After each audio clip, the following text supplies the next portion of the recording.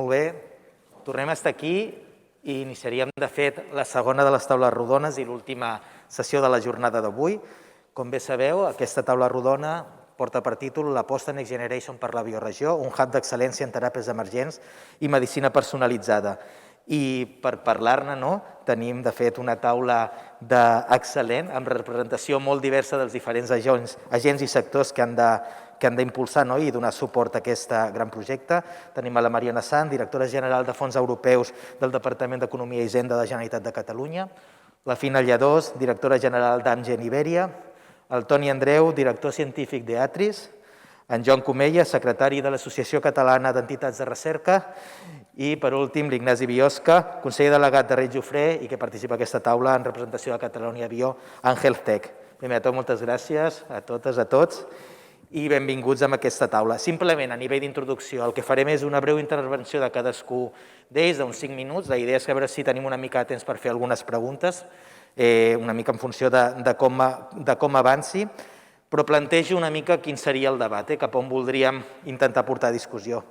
Bàsicament, en quin punt estem per poder reforçar, potenciar i incrementar els actius que tenim al nostre ecosistema. Insistim molt en que no és tant crear nada nou, sinó poder reforçar, potenciar i incrementar-los, unes potencialitats que ja són existents en aquesta bioregió, en aquest ecosistema.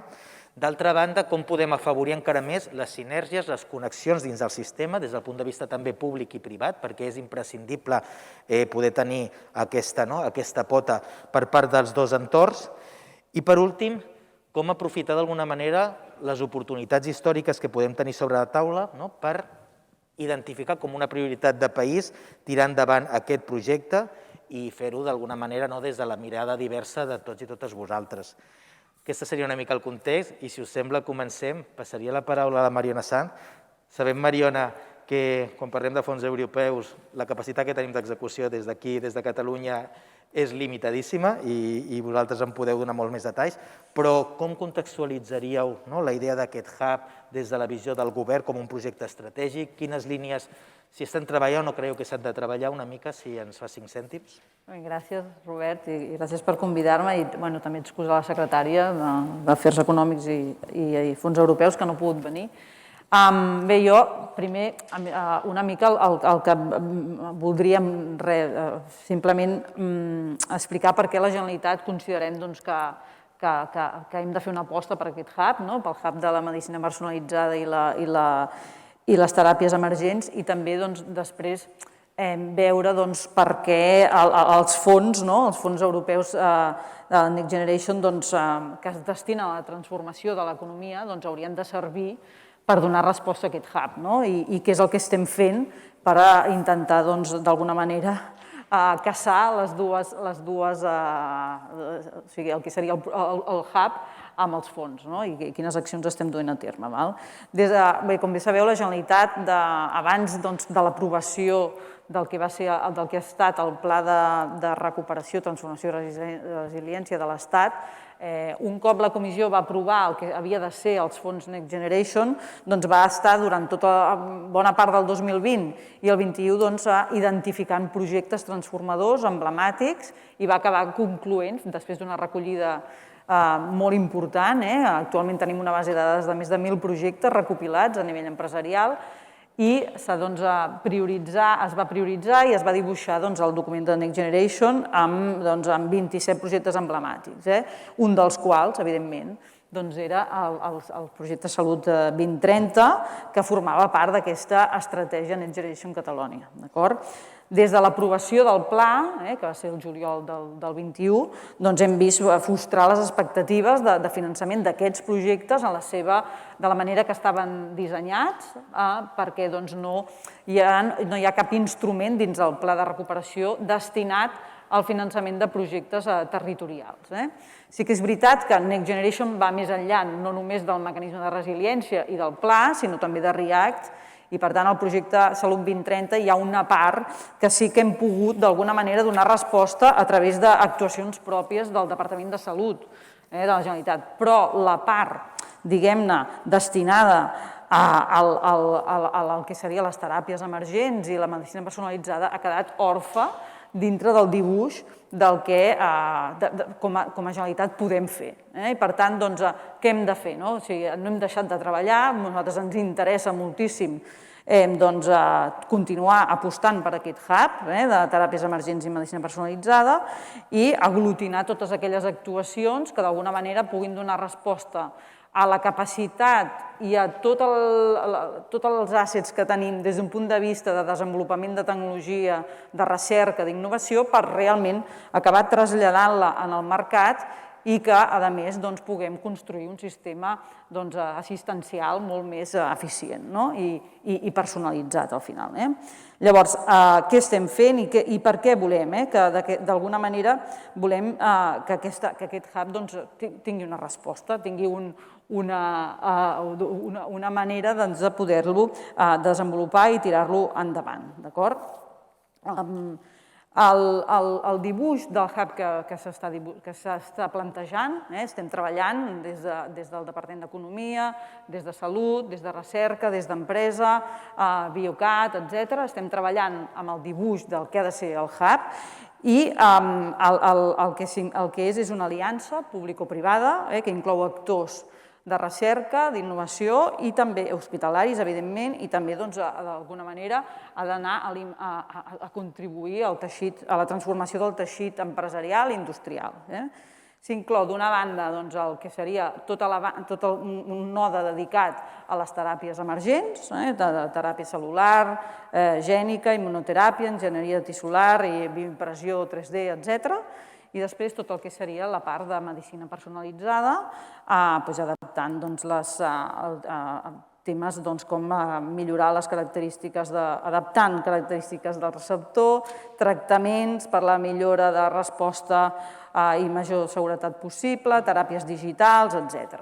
A banda, també es vol crear un organisme notificat per afavorir els processos de certificació de producte, entre altres coses. S'inclouen inversions de tipus material, immaterial, de capital humà, evidentment, tot relacionat també amb l'ecosistema de recerca i innovació i també amb la connexió amb startups i també la capacitat d'industrialització de nous fàrmacs i, per tant, l'aposta també per arribar a mercat amb aquestes tecnologies i innovacions que es desenvolupen a l'ecosistema. Al final volem aconseguir una assistència sanitària molt més personalitzada, igualitària, universal, sostenible i digitalitzada. I per què creiem que podem fer-ho? Doncs, evidentment, el que veiem és que ens hem de posicionar clarament amb la iniciativa del PERTE de Salut d'Avantguàrdia a nivell espanyol, que és l'instrument actual que s'està dibuixant per poder donar resposta a aquest hub, però volem anar més enllà.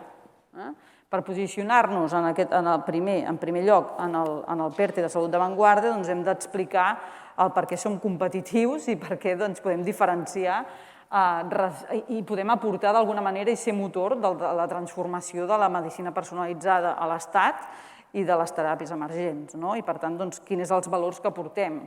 Per un costat, des d'un punt de vista de medicina personalitzada, tot el que les experiències i les capacitats ja existents en seqüenciació de gran escala, amb infraestructures tan importants com són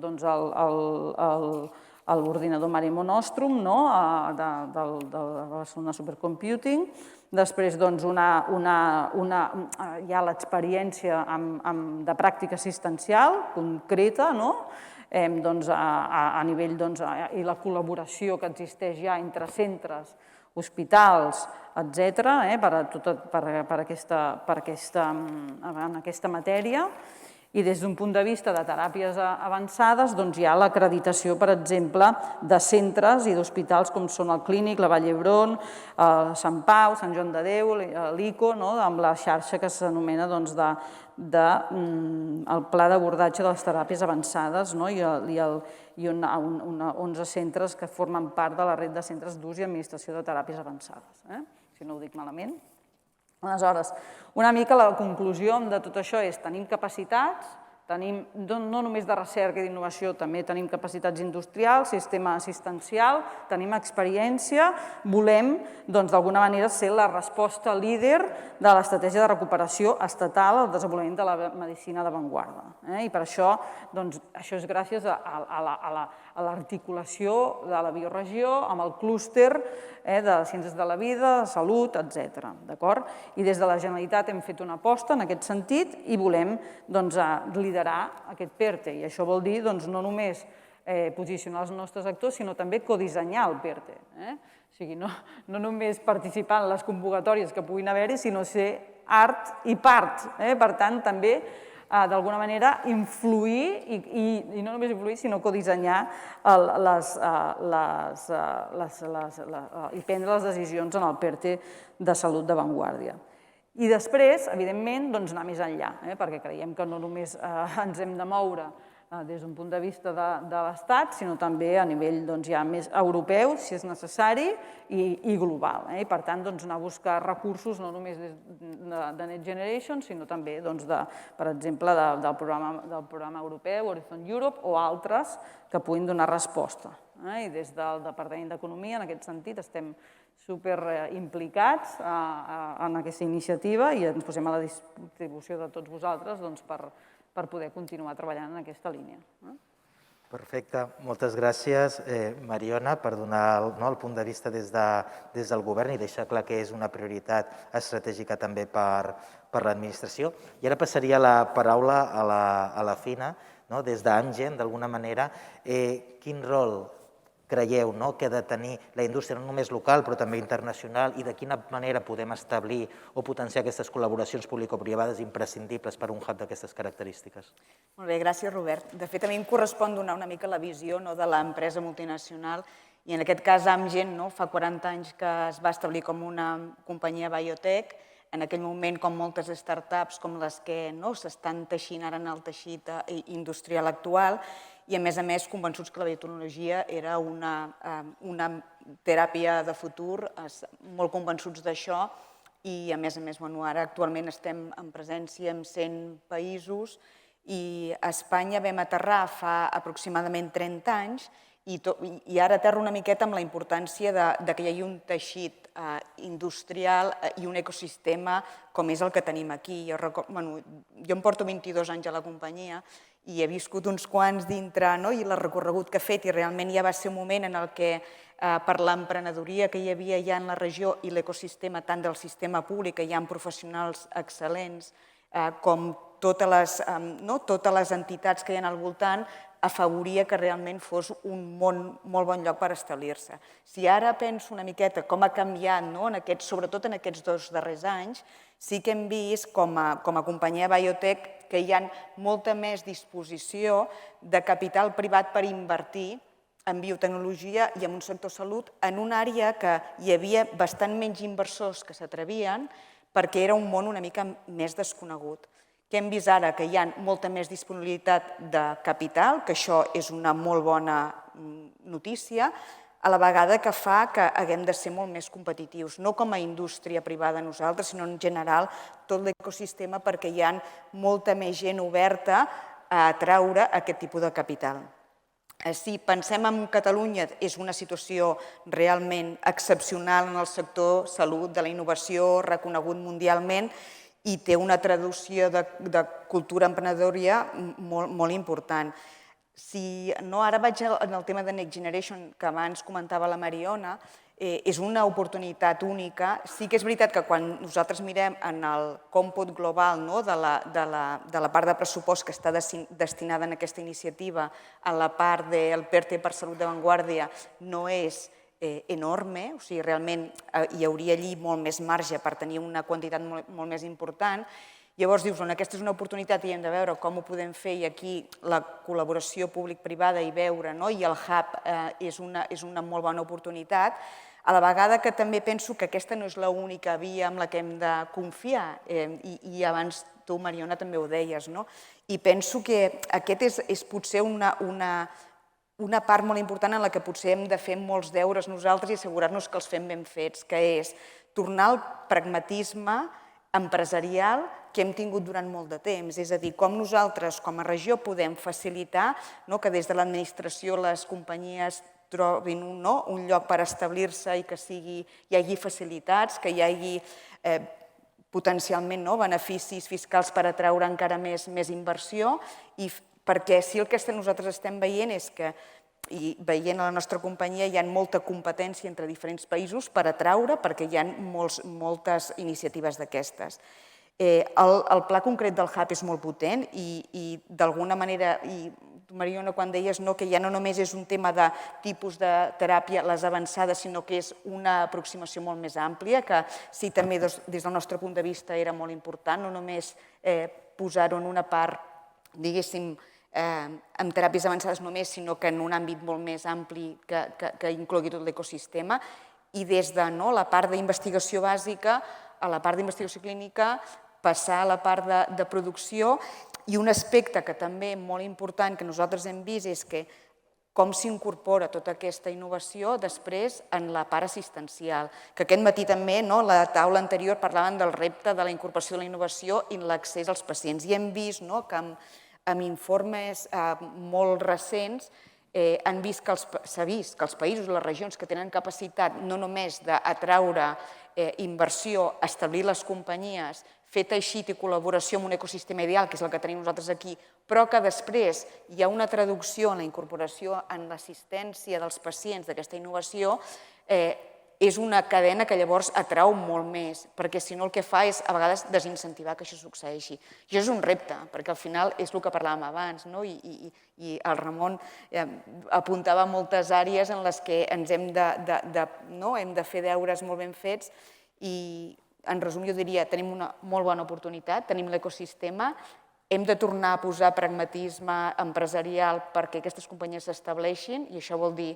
una col·laboració, una facilitació de tot aquest sistema i com això després s'incorpora la innovació en la part assistencial.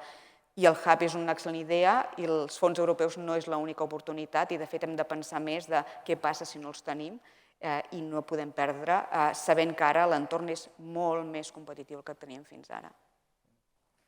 I res més per parlar. Moltíssimes gràcies. Moltes gràcies per anar-vos acotant el temps. Tenim una taula de luxe, però al ser l'última ens hem d'anar ajustant, però seguim avançant. Passo la paraula ara al Toni Andreu. Toni, des de la teva posició privilegiada de veure des de la direcció científica d'EATRIS una visió més global i europea, quin és l'encaix europeu que tindria un hub d'aquestes característiques? Quin seria l'alineament estratègic també amb aquests reptes més globals internacionals? I per acabar, d'alguna manera, com podria entrar d'alguna manera amb les línies de col·laboració de la pròpia EATRIS? Bé, Robert, abans que res, encantat d'estar aquí amb vosaltres i compartir amb amics aquesta reflexió de cap on caminem amb el futur. Una petita consideració estratègica i diagnòstica, que continua una mica el que comentava la Mariona. En el desenvolupament de l'estratègia europea de recerca i innovació en general, el conjunt i el diàleg estratègic s'estableix sempre entre la Comissió i els Estats membres. I l'Europa de les regions no hem pogut tenir mai la capacitat d'arrencar de manera ferma. De fet, les dificultats en la decisió estratègica de l'operativització dels fons dels Next Generation és un exemple. Però la realitat és que això és una realitat en la qual haurem de comptar, que té una contraposició, que és moure'ns i ser valents i avançar i posicionar-nos en els fons de diàleg, perquè la presència constant de la realitat del teixit de la bioregió de Catalunya realment dona resultats. I això de la perspectiva europea es veu. Hem de canviar el xip d'intentar desenvolupar una narrativa receptora, de veure què ens diuen, de fer una narrativa molt, molt proactiva. A part d'aquest, parlarem d'aquesta realitat, que és la gran decisió estratègica del desenvolupament de la Unió Europea com a projecte global, tenim altres realitats en paral·leles en les quals sí que tenim molta més oportunitat, com és l'agenda de recerca i innovació. Perquè l'agenda de recerca i innovació sí que està completament oberta a la realitat del sistema i aquí el pes dels estats membres versus el pes de les regions i el pes de les institucions s'equilibra. I aquí tenim moltes oportunitats. Ara és un moment, jo diria, dolç, perquè es dona una paradoxa en el camp salut. La paradoxa jo crec que fruit potser en part, del fracàs relatiu de l'agenda d'innovació en salut que hem viscut en l'anterior programa Marc, en Horizon 2020, en el qual hi havia una voluntat explícita molt clara de transformar el coneixement en solucions que poguessin tenir un impacte en la salut de les persones i que ha estat molt difícil per raons que tots coneixeu, el fet de que a la comunitat acadèmica no se li han donat les eines necessàries per aquest coneixement transformar-lo en solucions pràctiques, fonamentalment, i això és una responsabilitat dels planificadors de les polítiques estratègiques, tant a nivell d'estat com a nivell de les regions, jo crec. Però bueno, a part d'això, el que sí que és veritat és que hi ha hagut un canvi brutal de paradigma i això es veu molt clar en Horizon Europe i en el que representa el planejament estratègic del que seran els 5 anys del foment de les polítiques de recerca i innovació, en el qual realment ara s'exigeix que aquest coneixement es treballi conjuntament amb el teixit industrial, amb el teixit productiu per produir solucions. I és bastant impressionant veure com aquest any, en les convocatòries d'aquest any, s'encoratja els centres acadèmics a treballar conjuntament amb el teixit biotecnològic i amb la indústria per desenvolupar solucions. I és una oportunitat que la tenim allà. La meva percepció des de la nostra feina a EATRIS com un organisme europeu que el que pretén precisament és ajudar i impulsar i accelerar tota aquesta agenda és que tenim un ampli marge de maniobra. I diguem-ne, organitzacions com la nostra volen ser vehicles amb el qual això es pugui potenciar. D'altra banda, tenim un gran instrument que acaba d'arrencar, que és el European Innovation Council, que pretén ser també la resposta europea per cobrir aquest gap. Les oportunitats estan allà. Com accedim a aquestes oportunitats? I aquí jo crec que tenim potser el gran taló d'Aquil·les de la nostra realitat, perquè la gran riquesa del teixit de l'ecosistema a Catalunya té paradoxalment una barrera, que és la fragmentació del nostre sistema. Amb molts de vosaltres jo he comentat alguna vegada que alguna cosa que nosaltres sempre hem estat orgullosos, com és el gran nombre de centres de recerca innovadors en Catalunya, jo crec que també és una mica el nostre taló d'Aquil·les, perquè tenim una certa tendència de vegades a desenvolupar estratègies molt fragmentades i duplicades. No ens queda un altre remei com a comunitat, com a estructura social global, que intensificar la nostra capacitat de diàleg i fer-nos presents de manera col·lectiva. I això tenim un ampli marge d'oportunitat i amb moltes iniciatives que han començat, diguem-ne, molt en la bona direcció, però hem d'acabar-les de madurar i hem d'acabar de ser valents. D'alguna manera, els models organitzatius de les organitzacions han de sortir de la seva zona de confort i iniciatives com les que s'estan desenvolupant, per exemple, models en xarxa de col·laboració en centres acadèmics per donar valor afegit i presentar-se davant del teixit productiu amb solucions potents, són el tipus de solucions que s'han de fer. Això és un vaixell en el qual estem tots i la velocitat i l'èxit d'aquest viatge dependrà d'aquesta, diguem-ne, percepció identitària que som tots parts d'aquest viatge. Moltes gràcies, Toni. És en la línia una mica el que deia la Fina, no? Al final no és el benefici que traiem cadascuna de les parts, sinó globalment com a ecosistema, com a país, que ens sortim guanyant. Passo ara la paraula a en Joan Comella.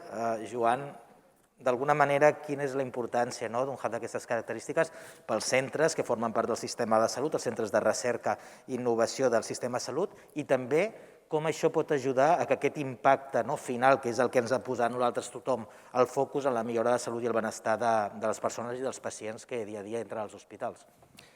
Gràcies, bon dia a totes i a tots. Gràcies, Robert, per la invitació. És un plaer estar aquí. Jo, com a secretari de l'ACER, com deies, represento d'alguna manera el món del coneixement. I a priori, abans de contestar-te les preguntes, m'agradaria dir que quan un veu les dades que donàvem avui o moltes altres dades que tenim al sistema, es dona compte, diguem, de la capacitat de creació de coneixement que hem estat capaços de desenvolupar en aquests darrers 20 anys. Jo me'n recordo quan vaig començar a la ciència, fa molts anys, que no cal ni recordar-ho, publicar en revistes internacionals era una cosa bastant excepcional. En aquests moments jo crec que ningú es planteja no publicar si vols estar en un àmbit competitiu. I això passa amb una singularitat a Catalunya perquè hi ha universitats, hi ha centres de recerca i crec que s'ha tingut poc en compte amb l'entorn actual, i aquí sí que ho vull reivindicar, és aquells centres de recerca que estan vinculats als hospitals, o per què no dir-ho, els propis hospitals. Jo crec que els centres hospitalaris tenen una polièdria molt interessant. A part de ser habitualment considerats centres de cost, jo crec que erròniament, invertir en salut pel conjunt de la societat no és una despesa, i aquests dies ho veiem, sense salut no hi ha economia. Doncs, a part d'això, estem a la primera línia de foc de saber, d'estar frustrats, de ser capaços de veure com no som capaços d'oferir solucions, en molts casos, que comporten riscos molt importants i risc per la vida. I això és un motor extraordinari d'inspiració per fer recerca, aquelles necessitats mèdiques que no estan cobertes. I això jo crec que genera una singularitat de la recerca que es fa en els hospitals, o l'ha de generar, o l'hem de ser capaços d'aprofundir encara molt més, que dona oportunitats no només per solucionar problemes mèdics reals, els que veuen els metges i els cirurgians, sinó per generar riquesa. Nosaltres, parlo més especialitzadament en l'entorn hospitalari, estem molt al final i al principi de la cadena. Estem veient els problemes que no tenen solució i a la vegada també tenim equips de recerca propis o amb col·laboració acadèmica, col·laboració amb la indústria, cada vegada ens hi sentim més còmodes per buscar noves solucions. Però també estem a la part final de la cadena. Sabeu que Catalunya i Espanya en el seu conjunt és una potència mundial fent assajos clínics, just fent la part anterior a que aquell fàrmac se pugui comercialitzar. En el cas de la Covid ha estat absolutament espectacular, de forma basal, Espanya és el segon país global fent assajos clínics amb estadis primerencs. I crec que totes aquestes coses potser no n'acabem sent prou conscients. Per què dic tot això? I empalmant amb alguns dels missatges que heu dit, no? Jo crec que els fons Next Generation han de servir precisament per catalitzar i consolidar aquests canvis. Els fons Next Generation, que jo també estic d'acord que no han de ser els únics, no ens hem d'obsessionar, però sí que clarament han de ser un element catalitzador i consolidador d'aquesta transformació. Jo crec, sense cap mena de dubte, que estem molt ben posicionats com a ecosistema per ser els líders d'aquests dos hubs, del líder de teràpies avançades i de la medicina personalitzada. I això passarà si tots els actors institucionals, els actors científics, els actors privats, els finançadors, els legisladors, etc., ens fiquem d'acord i crec que clarament tenim una oportunitat. Una oportunitat que és una finestra d'oportunitat, que tindrà 2 anys. I en aquesta finestra d'oportunitat hauríem de ser capaços de mirar lluny. Jo crec que ja no val dir que Catalunya és la zona més dinàmica o més vibrant d'Espanya. Això no vol dir res a dia d'avui. Res. Jo crec que hem d'aspirar a ser Cambridge, hem d'aspirar el Cambridge de la costa est, el Cambridge d'Anglaterra, hem de ser capaços d'aspirar. Tenim molt a aprendre dels holandesos, dels suecs, i hem de ser capaços d'aprendre també amb tecnologies mèdiques de Tel Aviv, i aquesta xarxa internacional ha de ser una aspiració constant. Ser els millors d'aquest petit espai al globo no serveix de res. Jo crec que és molt inspirador la taula anterior que hi ha hagut, no? Inspirador i depriment, també us tinc que dir. Crec que tenim una gran oportunitat, però, escolta, si els alemanys ja s'han ficat les piles de la manera que se'ls han ficat i els francesos, que habitualment no s'han caracteritzat històricament per ser grans innovadors, comparats amb els anglosaxons, estan aquí on estan, nosaltres crec que estem perdent una mica el tren i l'oportunitat. Però no vull acabar amb un missatge negatiu. Jo crec que l'ecosistema és potent, l'ecosistema necessita més elements de col·laboració. Jo crec que aquí Catalonia Bio, Biocat i moltes altres institucions teniu un paper absolutament fonamental i, en qualsevol cas, des de l'àmbit dels centres de recerca, crec que ens hem de ficar les piles i hem d'estar a l'alçada del repte que suposa la creació d'aquest hub. Moltes gràcies, Joan. Ens quedem amb aquesta idea de traspassar fronteres i comparar-nos més enllà i no tant de mirar-nos al malic, perquè realment els reptes són a nivell internacional. I passem la paraula a l'última intervenció a l'Ignasi Biosca, evidentment des de Reis Jofré, però també representació a Catalunya Bio. Quina mirada estratègica té aquest hub des del punt de vista de les pimes, de les startups, i de quina manera la participació d'aquestes empreses hauria de ser i és clau i estratègica?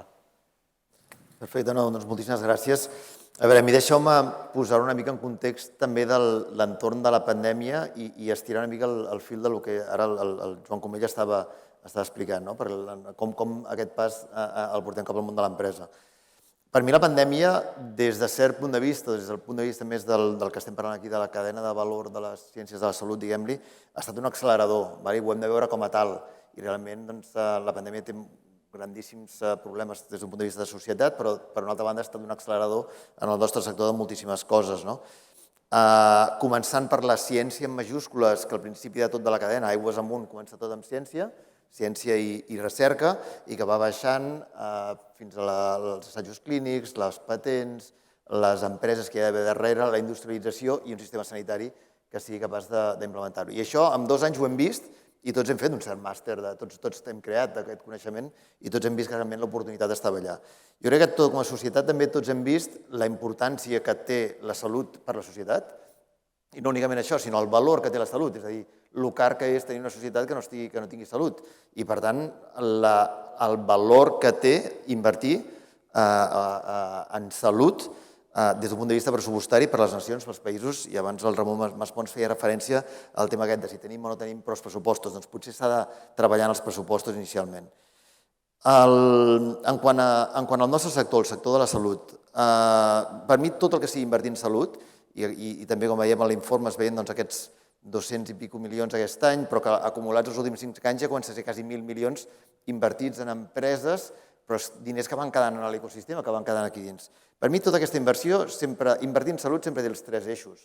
L'eix assistencial, estem invertint en donar un millor servei als nostres conciutadans, l'eix de la recerca i el coneixement i la creació de les patents i aquest coneixement que després trenca fronteres, i l'eix de la indústria. O sigui, per mi hi ha un tercer eix, que és creació d'una indústria, d'unes empreses, d'uns llocs de treball, d'unes exportacions, d'un PIB, d'uns impostos, que al final és riquesa per tots. Per tant, invertir en salut, sí, sense cap tipus de dubte, perquè té masses avantatges per tothom.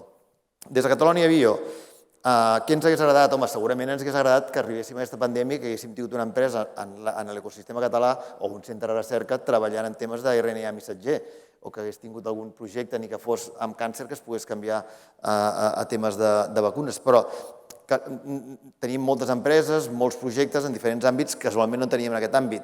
Algun altre país, alguna altra empresa, zona de Mainz, Alemanya, a prop de Frankfurt, tenien casualment empreses de BioNTech que treballaven en aquests àmbits, que hagués pogut ser una companyia, una startup semblant a les de Catalonia Bio, però que estava a Alemanya i que realment d'aquí ha sortit tota la vacuna de Pfizer, etc. La mateixa cosa diria per Moderna. Bé, hem d'estar allà, hem de jugar a aquests projectes. Com a Catalonia Bio portem un any i mig treballant en com aprofitem aquesta oportunitat que tenim davant per realment vertebrar un projecte que per mi no és únicament el que comentàvem des d'un punt de vista de finançament dels fons europeus. Per mi els fons europeus no és només els diners, que és molt important. Per mi l'important aquí darrere és ser capaços de vertebrar un projecte ben organitzat, amb una col·laboració claríssima público-privada, estrictament necessari. La pandèmia ens ha demostrat que la col·laboració público-privada funciona. Quan hi ha hagut necessitat de col·laborar, hem col·laborat, hem donat tots el pas endavant i ens hem posat d'acord. Per tant, jo crec que hem de mantenir aquest esperit i hem de ser capaços de vertebrar un projecte que després hi hagi finançament. Però no el finançament ens finançarà pluja fina amb moltes cosetes petites que estàvem fent. No. És l'excusa per crear un gran projecte. Catalonia Bio hem creat un grup de treball per anar definint, escrivint, redactant com podria ser aquest projecte.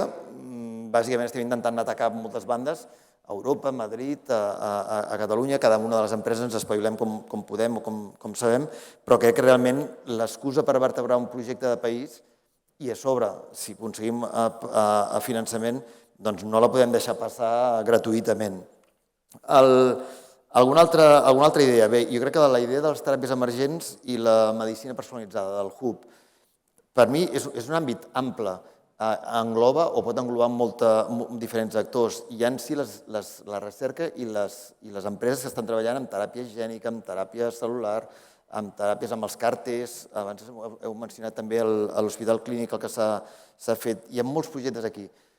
Les vacunes actualment que hi ha a disposició, tant les d'RNA missatger com les de vector viral, han introduït més enllà de les vacunes, han introduït unes tecnologies, unes plataformes tecnològiques que estan aquí per quedar-se.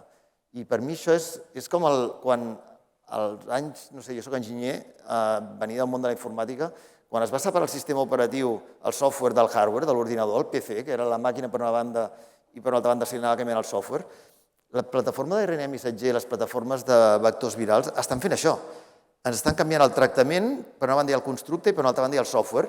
Per això es poden pensar vacunes ràpides, per això s'han desenvolupat tan ràpidament, perquè han canviat el software mantinguent el hardware. Aquest model està aquí per quedar-se.